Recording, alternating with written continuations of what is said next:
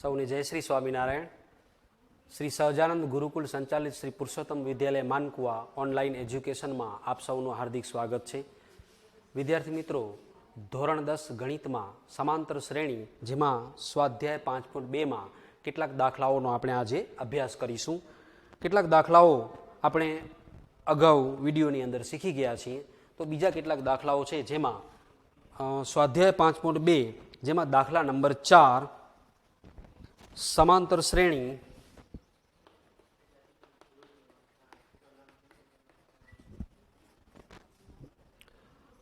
ત્રણ 8 13 એક શ્રેણી આપણને આપેલી છે કે જેના ક્રમિક પદો 3 8 13 18 આ ક્રમમાં આગળ વધે છે નું કેટલામું પદ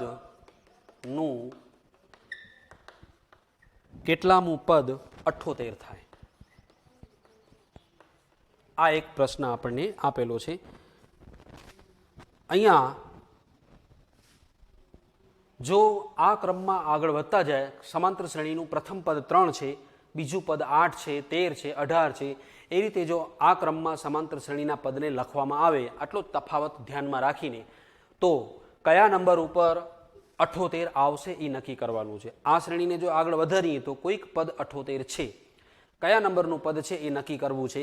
તો આપણે એના માટે શું કરી શકીશું, તો 78 જે છે એ કયા નંબરનું છે, એટલે કે 78નો ક્રમ નક્કી કરવાનો છે. એટલે કે nમું પદ 78 એમાં આપણે ધારી લઈશું. ધારો કે nમાં નંબરનું પદ 78 છે અને n કેટલા છે એ આપણને નક્કી કરવાના છે કે 78 એ કયા નંબર ઉપર છે. તો જેના માટે આપણે અગાઉ જે એક સૂત્ર આપણે શીખ્યા હતા, an બરાબર a plus n-1 into D, એનો જ ઉપયોગ કરી અને શ્રેણીનું કયા નંબરનું પદ 78 આવે છે તે નક્કી કરી શકીશું. તો આ પ્રશ્નની અંદર સમાંતર શ્રેણીનું પ્રથમ પદ a બરાબર આપણને 3 આપેલું છે, ડી બરાબર a2 માઇનસ a1 એટલે કે બીજા પદમાંથી પહેલો પદ બાદ કરીએ, જેનો તફાવત d is equal to 8 minus 3, એટલે ડી આપણે મેળવી શકીએ 8માંથી 3 બાદ કરીએ 5, એટલે કે દરેક ક્રમિક પદમાં 5 5 ઉમેરીને આપણે પદ લખતા ગયા છીએ. તો ડી બરાબર 8 આપેલા છે આપણને. હવે કેટલામું પદ 78 થાય, તો ધારો કે an 78 છે, એટલે કે આ એમ કહેવા માંગે છે, આપણે એ રીતે ધાર્યું છે કે ધારો કે કોઈક એક પદ છે કે જે 78 છે, કોઈક પદ તો 78 હશે. હવે એ કયું પદ છે એ આપણને ખબર નથી, તો એના માટે આપણે nમું પદ 78 લીધું છે. હવે n કેટલા એ આપણે શોધીશું, એટલે n બરાબર નક્કી કરવાના છે કે એ કયા નંબરમાં 78 આવે છે. તો એને શોધવા માટે આપણી પાસે જે anનું જે સૂત્ર છે જે આપણે અગાઉ શીખી ગયા છીએ, a પ્લસ n-1 ગુણ્યા ડી, an બરાબર a plus n-1 into D, કે જેની અંદર an એટલે કે 78 આપણે લઈ લઈએ, કારણ કે 78 કયા નંબરનું છે શોધવાનું છે. 78 જેમાં પહેલું પદ આપણને આપેલું છે a બરાબર 3 પ્લસ n-1, અહીંયા n છે એ પદનો ક્રમ છે જે આપણને શોધશું, અને ઇન્ટુ ડી, તો ડી આપણને આપેલા છે જે આપણે મેળવ્યા a2 માઇનસ a1 પ્રમાણે 5. તો આનું સાદુરૂપ આપી અને આપણે n મેળવી લઈએ. તો આગળ વધીએ તો 78 બરાબર 3 પ્લસ, હવે આ 5 છે એ n સાથે અને 5 1 સાથે ગુણી દઈએ, તો 5n minus 5, 3 plus 5n minus 5, કારણ કે કૌંસની સાથે ગુણાકારમાં જોડાયેલો પદ બંને સાથે ગુણી લીધો છે. સજાતીય જે પદો આવે છે 3 માઇનસ 5 એનો આપણે બાદબાકી કરી દઈએ, 3 માઇનસ 5 એટલે -2 પ્લસ 5n. હવે -2 આપણે આમ લઈ જઈશું, +2 આપણને n શોધવાના છે, એટલે 78 plus 2 78 plus 2 is equal to આપણે 5n લખીએ છીએ. 78 અને 2નો સરવાળો 80 બરાબર 5n. હવે n ને આપણે જુદો કરવા માટે 5 ને આપણે ભાગાકારમાં લઈ જઈએ, તેથી આપણે લખી શકીએ છીએ 80 ભાગ્યા 5 બરાબર n. તો n ઇઝ ઇક્વલ ટુ 80 ભાગ્યા 5, એટલે આપણે 16 50 80 આપણે કરી શકીએ છીએ. n ઇઝ ઇક્વલ ટુ 16, એટલે એનો અર્થ એવો થયો કે 16મું જે પદ છે એ 16. હવે તમે અહીંયા વિચારી શકો છો an, તો આપણે n બરાબર 16 મેળવ્યા છે, એનો અર્થ એવો થયો કે એ 16 બરાબર 78 થાય છે. આ શ્રેણીમાં જો 5 5 વધારતા જઈએ આપણે, તો 16મા નંબરનું જે પદ આવતું હશે, 16મા નંબર ઉપર જ્યારે આપણે પહોંચશું ત્યારે આપણો આંકડો જે આ શ્રેણીનો બની જશે એ કેટલો બની જશે? 78 બને છે.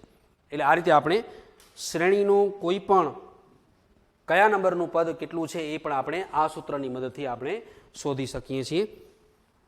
આગળ વધીએ તો 5મા નંબરનો જે પ્રશ્ન છે જેમાં બે પ્રશ્નો અલગ અલગ આપેલા છે. નીચેની સમાંતર શ્રેણીમાં પદોની સંખ્યા શોધો. આમાં પણ પ્રથમ પદથી કરી અને એક છેલ્લા નંબરનું પદ પણ તમને આપેલું છે. તો હવે છેલ્લા નંબરનું પદ છે એ કેટલામાં નંબર ઉપર આવે છે એ શોધશું એટલે આપણે પદોની સંખ્યા મળી જશે. તો 5મા નંબરનો જે પ્રશ્ન છે તે આપણે જોઈએ.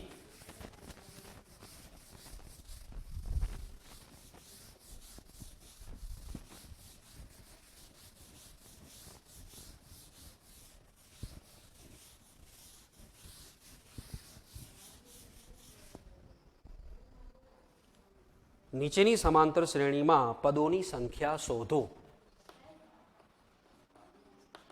નીચેની સમાંતર શ્રેણીમાં પદોની સંખ્યા શોધો. એમાં એક શ્રેણી આપણને આપેલી છે કે જેમાં 7, 13, 19 આવી રીતે શ્રેણીના પદો આપેલા છે. 7, 13, 19 અને આ રીતે આગળ વધે છે તો એમાં છેલ્લા 205 સુધી આપણને પહોંચવાનું છે. આ શ્રેણીને આપણે આ રીતે આગળ વધારતા જઈએ તો 205નો જ્યારે આંકડો આવે ત્યારે આ શ્રેણીમાં પદોની સંખ્યા કેટલી બને છે એ આપણને નક્કી કરવાનું છે. આવી રીતે કોઈ પણ એક શ્રેણી હોય કે જેમાં પ્રથમ પદથી કરી અને વચ્ચે અમુક પદો મૂકી અને છેલ્લા નંબરમાં અમુક પદો આપ્યા હોય, એક પદ આપ્યો હોય અથવા તો આપણે એના ઉપરથી પદોની સંખ્યા કેટલી છે એ નક્કી કરવો હોય ત્યારે પણ આપણે જે હમણાં આપણે સૂત્ર લખ્યું છે એ n બરાબર a + n-1 × d એનો ઉપયોગ કરીને શોધી શકીએ છીએ. બે પ્રશ્નો છે જેમાં એક પ્રશ્ન હું તમને ગણાવી અને બીજો પ્રશ્ન પણ આ જ પ્રમાણે તમે ગણી શકશો. અહીંયા પણ આપણે પદોની સંખ્યા શોધવા માટે આ 205 એને આપણે nમું પદ ધારી લઈશું. ધારો કે આ છેલ્લા નંબરનું પદ છે એ nમું પદ છે. હવે nમું પદ છે એટલે એનો n શોધી લઈએ એટલે કે પદોની સંખ્યા મળી જશે. n એટલે પદોની સંખ્યા દર્શાવે છે. અને જ્યારે આ nમું પદ બની જાય ત્યારે આપણે લખી શકીએ કે nમું પદ આ છે એટલે કુલ એટલા પદો હશે એમ આપણે કહી શકીએ છીએ. તો અહીં a બરાબર 7 આપ્યા છે સમાંતર શ્રેણીનું પ્રથમ પદ. પછી d નક્કી કરી લઈએ તો a2 - a1 એટલે કે બીજા પદમાંથી પહેલું પદ આપણે બાદ કરી દઈએ છીએ. 13 - 7 એટલે કે એનો તફાવત આપણે 6 મેળવી શકીએ છીએ. 13માંથી 7 બાદ કરી દઈશું એટલે 6. એટલે કે 6 નો તફાવત રાખી અને શ્રેણીના પદો લખવામાં આવ્યા છે. દરેકમાં આપણે 6 ઉમેરતા જઈએ છીએ. હવે ધારો કે an એટલે કે છેલ્લા નંબરનું જે પદ આપણને આપેલું છે એ nમું પદ આપણે માની લઈએ અને એનો n આપણે નક્કી કરીએ. એટલે કે 205 છે એ કયા નંબર ઉપર છે એ આપણે શોધીએ. જે આગળનો દાખલો ચોથો ગણ્યો તો એ જ પ્રમાણે આ દાખલો પણ ગણી શકીશું. an બરાબર a + n-1 × d જેની અંદર બધી જ કિંમતો આપણે મૂકી દઈએ તો an એટલે 205, a એટલે પ્રથમ પદ જે આપણને આપેલા છે 7 + n-1 એમાં n એટલે પદનો ક્રમ જે આપણને શોધવાનો છે અને d આપણને 6 આપેલો છે. તો આગળ સાદુરૂપ આપીએ તો 205 બરાબર 7 + 6n-6. અહીંયા પણ સજાતીય પદ 7માંથી 6 આપણે બાદ કરી દઈએ તો 205 બરાબર 7માંથી 6 બાદ કરીશું એટલે એ 1 + 6n. હવે 6nમાંથી 6 શોધવા માટે પહેલાં આપણે 1ને આ બાજુ લઈ જઈશું એટલે 205 અને આ 1 છે ને આમ લઈ આવીએ એટલે -1 = 6n થશે. આગળ વધીએ તો 205માંથી 1 બાદ કરી દઈશું એટલે 204 બરાબર 6n એટલે 204/6 બરાબર n આવશે. એટલે કે 204ને આપણે 6 વડે આપણે ભાગી દઈએ તો 204/6 આપણે રફની અંદર જો 204/6 કરી દઈએ તો 6 તેરી 18, અહીંયા 2 બચશે, ઉતાર્યા 4 અને 6 ચોક 24 એટલે કે n બરાબર 34 આપણે મેળવી શકીએ છીએ। 204 ને આપણે 6 વડે ભાગી દઈએ એટલે 34 આવશે। 34 છક એટલે કે n બરાબર આપણે 34 મેળવીએ છીએ। એનો અર્થ એવો થયો, આના ઉપરથી આપણે સમજી શકીએ છીએ કે એ 34 બરાબર 205 છે, એટલે કે 34મું પદ આનું 205 આવતું હશે। આ શ્રેણીમાં આગળ વધીએ તો આ 34મું પદ છે, એટલે એમ પણ કહી શકીએ કે આ 34મા નંબરમાં છે, એટલે કુલ અહીંયાથી કરીને આ 34 પદો થશે। આપણે પદોની સંખ્યા શોધવાની છે, તો અહીં એ 34 બરાબર 205 છે, તેથી આ શ્રેણીમાં કુલ 34 પદો છે તેમ આપણે કહી શકીએ છીએ। તેથી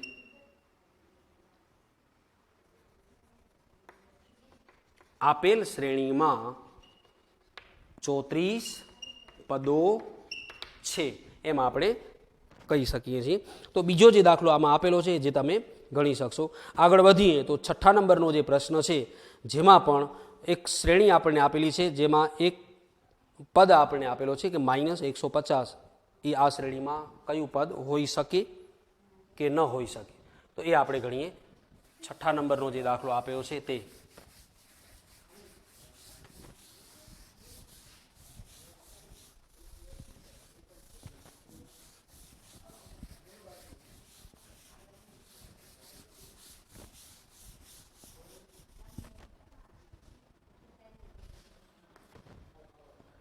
હવે શું સમાંતર શ્રેણી 11, 8, 5, 2 શું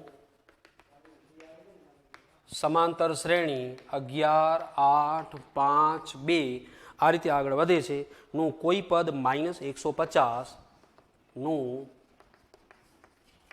કોઈ પદ -150 હોઈ શકે?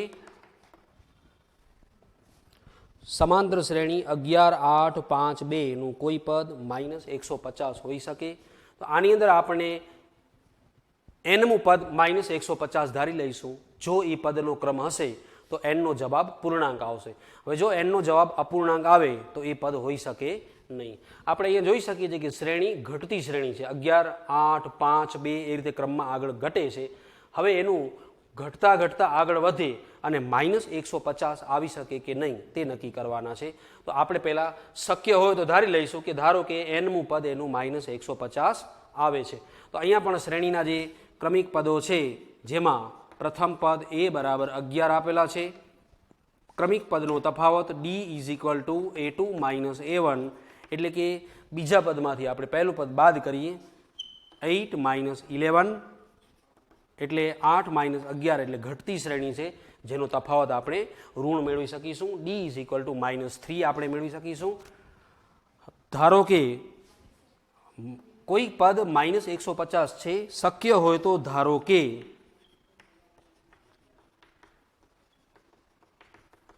જો હોય શક્ય હોઈ શકે કે ન હોઈ શકે એ આપણે નક્કી કરવાનું છે। એટલે શક્ય હોય તો ધારો કે nમું પદ an બરાબર -150 આવે છે અને એનો n આપણે શોધવાનો છે। કયા નંબરનું પદ છે એ આપણે શોધશું। તો આપણે જો nનો જવાબ પૂર્ણ સંખ્યા મળે તો આપણે કહી શકીશું કે આ નંબરનું પદ છે એ -150 હોઈ શકે છે। હવે જે આપણું સૂત્ર છે an બરાબર a વત્તા n - 1 ગુણ્યા d, જેની અંદર બધી જ આ કિંમતો આપણે જે નક્કી કરી છે એ ગોઠવી અને નક્કી કરી શકીએ છીએ કે આનું -150 જે પદ છે શ્રેણીનું આવશે કે નહીં। તો એમાં an બરાબર આપણે મૂકી દઈએ -150। a બરાબર શ્રેણીનું પ્રથમ પદ જે 11 આપેલા છે, n - 1 જેમાં n છે એ પદનો ક્રમ જે આપણને શોધવાનો છે, અને d છે આપણને આપેલો છે -3 લીધો છે। તો આગળ વધીએ તો -150 = 11। હવે -3 × n એટલે -3n અને -3 × -1 એટલે +3। અહીંયા -3નો ગુણાકાર n સાથે કર્યો એટલે -3n લીધા છે। -3 ગુણ્યા -1 એટલે +3, 3 × 3 અને અહીંયા 3n। અહીંયા 11 વત્તા 3 કરી દઈએ। આગળ વધીએ તો -150 = 11 ને 3 એટલે 14 - 3n। હવે -150 - 14 આગળ આપણે 14 એમાંથી બાદ કરી દઈએ। આગળ વધીએ તો આ 14 આ બાજુ બાદ થશે, તેથી -150 -14 બરાબર અહીંયા રહેશે -3n. બંને માઇનસ માઇનસનો સરવાળો થશે, -150 -14, અહીંયા 11 ને 3નો સરવાળો કરીને આપણે 14 મેળવ્યા છે.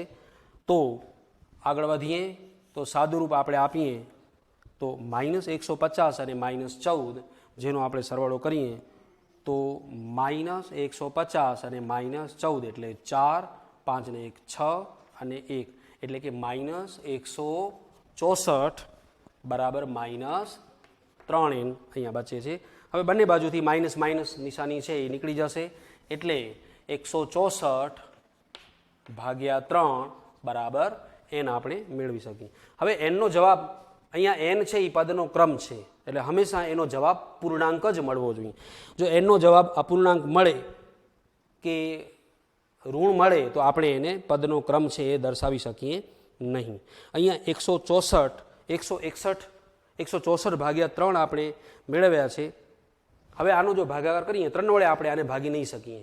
164 ભાગ્યા 3 કરશું તો અપૂર્ણાંક જ રહેશે, અથવા તો પોઈન્ટના સ્વરૂપમાં આપણે જવાબ મેળવી શકીએ, કારણ કે 6 ને 4 10 ને 11 આનો સરવાળો 11 જે 3ના પાળામાં નથી આવતો, એટલે કે આપણે એને 3 વડે ભાગી શકીશું નહીં. પરંતુ અહીંયા n એ પદનો ક્રમ હોવાથી પૂર્ણાંક હોવો જોઈએ. અહીંયા આપણે જોઈ શકીએ છીએ કે n છે એ અપૂર્ણાંક મળે છે, 164/3 જે આપણને અપૂર્ણાંક મળે છે. અને અપૂર્ણાંક છે એટલે આપણે એમ કહી શકીએ કે આ શ્રેણીનો કોઈ જ પદ -150 હોઈ શકે નહીં. તેથી આપેલ શ્રેણીનું કોઈ જ પદ -150 ન હોઈ શકે. બરાબર, આ રીતે આપણે શ્રેણીના કોઈ પદ શોધવા હોય અથવા શ્રેણીમાં પદોની સંખ્યા શોધવી હોય તો પણ આપણે n વાળું સૂત્ર છે એનો ઉપયોગ કરીને આપણે શોધી શકીએ છીએ. વિદ્યાર્થી મિત્રો, આવા જ કેટલાક બીજા જે દાખલાઓ છે જે હોમવર્કના સ્વરૂપમાં તમારે નોંધ કરવાની છે, જેમાં પ્રશ્ન નંબર 7 એના પછી જે આવે છે તે પ્રશ્ન નંબર 7, 8 અને 9 આપણા પાઠ્યપુસ્તકની અંદર પ્રશ્ન નંબર 7, 8 અને 9 જે હોમવર્કના સ્વરૂપમાં તમે લખી શકશો. અને આની અંદર પણ આપણે જે એક સૂત્ર શીખ્યા છે તેનો જ ઉપયોગ કરવાનો છે. વિદ્યાર્થી મિત્રો, આપણે યુટ્યુબ ચેનલને લાઇક, શેર અને સબસ્ક્રાઇબ કરો. નેક્સ્ટ હવે સ્વાધ્યાય 5.2ના જ કેટલાક બીજા વિશિષ્ટ દાખલાઓ સાથે આપણે ફરીથી મળીશું. ત્યાં સુધી સૌને જય શ્રી સ્વામિનારાયણ.